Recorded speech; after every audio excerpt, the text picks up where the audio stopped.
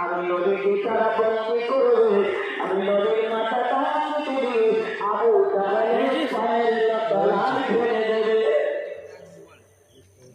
ভালো সাজিয়েছে, লাইস টাইস দেয় না তো ভালো লাগে। আমার সাথী সঙ্গীদের ভিতরে আমি আমার আবু বকরকে বলেছিলাম, আবু বকর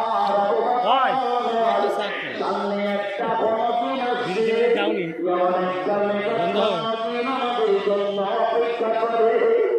এই সাথীর মক্কা ছেড়ে দিয়ে মদিনায় চলে যেতে হবে।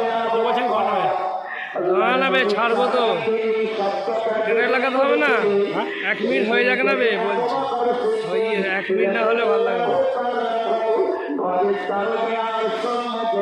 জামাটা করে দেবেন রাতে।